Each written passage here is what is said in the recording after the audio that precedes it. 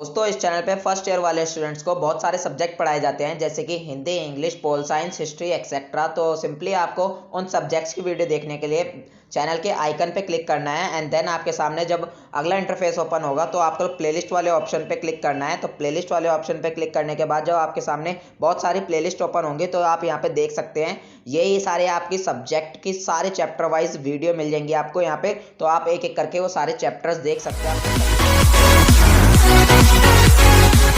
Hello friends, welcome to Shrivastava classes. तो आज हम अपने book the individual and society को स्टार्ट करने वाले हैं।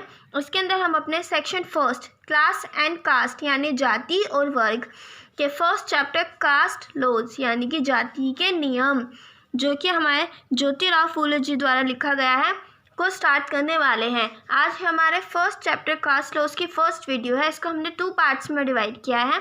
तो हमारी फर्स्ट वीडियो है, इसके अंदर अपने ज्योतिराव फूले जी का इंट्रोडक्शन पढ़ने वाले हैं। सो चलिए स्टार्ट करते हैं अपना इंट्रोडक्शन।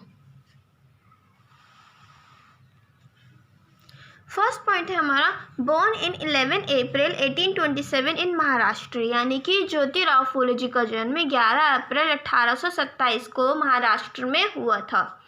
सेकेंड पॉइंट हमारा his father name was Govindrao Phule, उनके पिताजी का नाम गोविंदराव फूले था।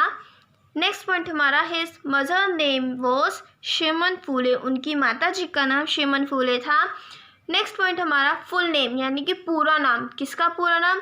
ज्योतिराव फूले जी का पूरा नाम था महात्मा ज्योतिराव गोविंदराव फूले, यानी कि ज्योतिराव जी का जो हमारा पूरा नाम था वो था महात्मा ज्योतिराव गोविंदराव फूले।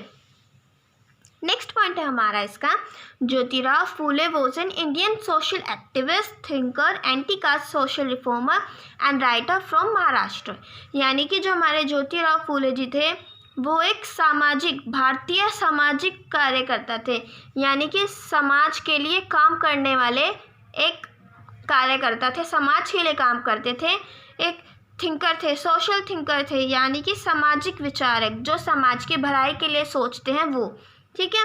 And anti caste social reformer, उस टाइम पे जो कास्ट प्रथा थी यानी जाति प्रथा थी उसके विरुद्ध खड़े हुए थे, उन्होंने उसके लिए सामाजिक तौर पर कुछ सुधार किए थे, तो इसलिए वो एक सोशल रिफॉर्मर भी थे, सामाजिक सुधारक भी थे एंड राइटर, और वो एक लेखक भी थे। कहाँ से? महाराष्ट्र से। नेक्स्ट पॉइंट है हमारा his work extended to many fields, उनका जो काम था वो बहुत सारे क्षेत्रों में बढ़ा हुआ था, यानी वो ऐसा नहीं था कि किसी एक फील्ड से रिलेटेड काम करते थे। जैसे कि अभी हमने ऊपर पढ़ा वो सोशल एक्टिविस्ट भी थे, थिंकर भी थे, रिफॉर्मर भी थे, राइटर भी थे, तो वो हर फील्ड से रिलेटेड काम करते थे, इंक्लूडिंग अनटचेबिलिटी, यानी कि एक अनटचेबिलिटी जो होती थी ना, छुआछूत, उसके विरुद्ध भी वो खड़े हुए थे, एंड द कास्ट सिस्टम, जाति प्रथा के विरुद्ध भी वो खड़े हुए थे, and for his efforts in educating women, और उन्होंने काम किया, एफर्ट्स किए, अपने योगदान दिया किसके अंदर? एजुकेटिंग वुमेन, औरतों को पढ़ाने में, शिक्षित करने में, एंड लोअर कास्ट पीपल, और नीचे जाति के जो लोग होते थे उनको भी शिक्षित बनाने में उन्होंने योगदान दिया। His wife name was Savitribai Phule, Jyotirao Phule ji की पत्नी का नाम सावित्रीबाई फूले था। नेक्स्ट पॉइंट है हमारा ही डाइड इन 28 नवंबर 1890, उनकी जो मृत्यु हुई थी, उनका देहांत 28 नवंबर 1890 में हुआ था, एज्ड 63, जब वो 63 ईयर्स के थे, जब वो 63 साल के थे तब उनका देहांत हुआ था, और वो उनका देहांत पुणे में हुआ था। नेक्स्ट पॉइंट है हमारा Jyotirao Phule considered the varna system and the Vedas futile, Jyotirao Phule ji का मानना था, कंसिडर्ड यानी कि उनका मानना था कि वर्ण सिस्टम, जो वर्ण व्यवस्था है, एंड वेद, जो वेद है वो बेकार है, हमारे वेद के अंदर कुछ वर्ण व्यवस्था होती है, उनका मानना था कि वो बेकार है। हमारे वेदों के अंदर वर्ण व्यवस्था जो है वो 4 वर्ण बांटती है। 4 वर्ण कौन से होते हैं? पहला है ब्राह्मण, दूसरा क्षत्रिय, तीसरा वैश्य, चौथा शूद्र।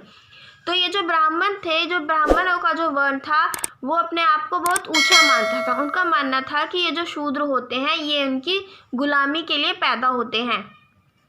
शूद्र के अंदर सारी अनुसूचित जाति जनजातियाँ आती हैं, जो कि बहुत ही निचली जनजातियाँ होती हैं, जिनका कोई अता पता नहीं होता, वो वाली सारी जातियाँ शूद्र के अंदर आती हैं। तो ब्राह्मणों का कहना था कि तुम हमारी गुलामी के लिए पैदा हुए हो, हम तुम सबसे ऊपर है, हम भगवान के नीचे हम ही आते हैं, ये अपने आप को सबसे ऊपर मानते थे। ही अपोज्ड ब्राह्मणिज्म, यानी कि ज्योतिराव फूले जी जो थे उन्होंने विरोध किया, वो विरुद्ध थे। अपोज्ड मतलब विरुद्ध थे, विरोध किया उन्होंने किसका? ब्राह्मणिज्म का, ब्राह्मणों की इसी सोच का कि हम सबसे ऊपर है, हम ही सब कुछ हैं, तो उन्होंने उनकी इसी सोच का विरोध किया। नेक्स्ट पॉइंट जो हमारा है वो है Jyotirao Phule was mentor of B.R. Ambedkar, यानी कि ज्योतिराव फूले जी जो थे वो मेंटोर थे, यानी गुरु थे किसके? B.R. अम्बेडकर के।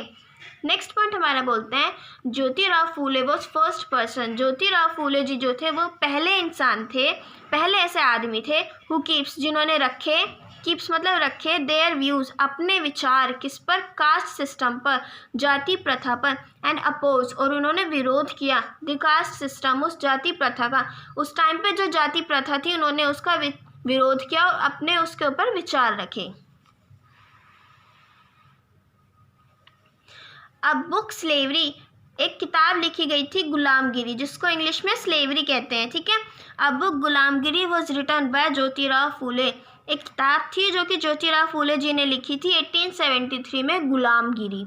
Okay, the caste laws is an extract from the book Gulamgiri, ये जो हमारा चैप्टर है कास्ट लॉज, इसे लिया गया है, निकाला गया है कहाँ से? बुक से, गुलामगिरी से, यानी हमारी जो उसकी समरी थी, जो उसका सार था, इसी से लिया गया हमारा कास्ट लॉज चैप्टर।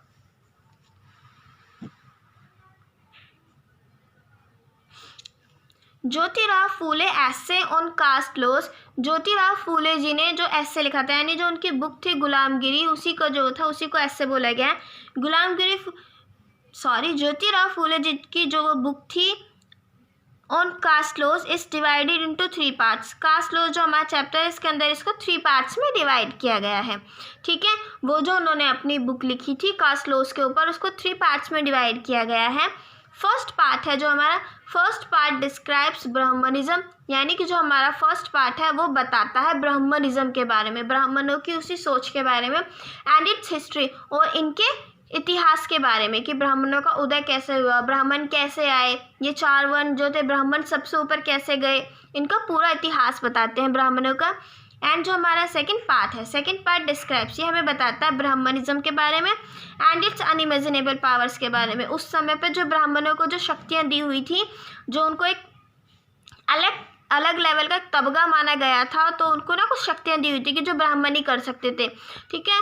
तो वो उन शक्तियों के बारे में बताया गया एंड स्पेशल राइट्स, और उनके कुछ ऐसे अधिकार भी थे जो सिर्फ ब्राह्मणों को ही थे, ठीक है। तो उन अधिकारों के बारे में भी हमें सेकेंड पार्ट जो है वो हमें बताता है, ठीक है। ये जो हमारा थर्ड पार्ट है, third part describes continued domination of the Brahmins. जो हमारा थर्ड पार्ट है ये हमें बताता है कंटिन्यूड डोमिनेशन ऑफ ब्राह्मणों के डोमिनेशन के बारे में, जो डोमिनेट करते हैं। डोमिनेशन मतलब किसी को डोमिनेट करना, किसी को अपने इशारों पर चलाना, अपनी चलवाना किसी से, ठीक है। तो थर्ड पार्ट के अंदर बताया गया है कि जो ब्राह्मण थे उनकी डोमिनेशन का जो शासन था, डोमिनेट वाला, वो चल रहा था। And failure of government to get rid of obnoxious practice of caste, और फेलियर होना किसका? गवर्नमेंट का, हमारी सरकार जो थी उस समय की वो फेल हो गई थी इससे बाहर निकलने में, किससे? ऑब्नॉक्शियस प्रैक्टिस ऑफ कास्ट, जाति की उस प्रथा से जो बहुत बुरी थी, यानी बहुत बुरी लगने वाली प्रथा जाति की, सरकार उससे बाहर निकलने में फेल हो गई थी। ऑब्नॉक्शियस का मतलब होता है बहुत बुरे लगने वाला, फिर घिनौना, प्रैक्टिस मतलब प्रथा, कास्ट मतलब जाति, ठीक है।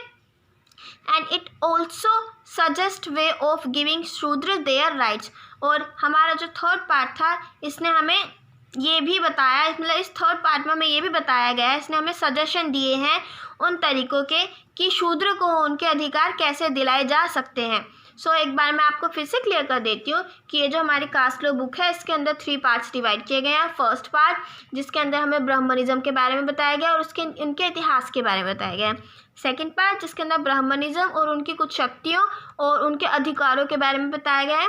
थर्ड पार्ट जिसके अंदर बताया गया है कि ब्राह्मणों ने कैसे डोमिनेटेड शासन किया और सरकार कैसे फेल हुई इस जाति प्रथा से बाहर निकलने में। एंड ये इसके अंदर हमें ये भी बताया गया है कि शूद्र को उनके जो अधिकार हैं वो कैसे दिलाए जा सकते हैं। आई होप फ्रेंड्स आपको ये क्लियर हो गया होगा। मैंने इस वीडियो को 2 पार्ट्स के अंदर डिवाइड किया है। फर्स्ट पार्ट में हमने अपना ज्योतिराव फूले जी का इंट्रोडक्शन किया है। सेकंड पार्ट के अंदर हम अपना इन तीनों पार्ट्स को पढ़ने वाले हैं। अगर मैं इसको भी इसी वीडियो में पढ़ाती तो बहुत लेंथी हो जाती और आप सबके लिए बहुत बोरिंग हो जाती। तो इस वीडियो को बोरिंग होने से बचाने के लिए मैंने इसको 2 पार्ट्स में डिवाइड किया है। ओके, आई होप आपको सब कुछ क्लियर हो गया होगा। फ्रेंड्स, हमारे बाकी वीडियोस के लिंक आपको डिस्क्रिप्शन बॉक्स में मिल जाएंगे। Thanks for watching. जय हिंद, जय भारत। पसंद आए तो लाइक कीजिए, सब्सक्राइब कीजिए एंड शेयर तो ज़रूर कीजिए।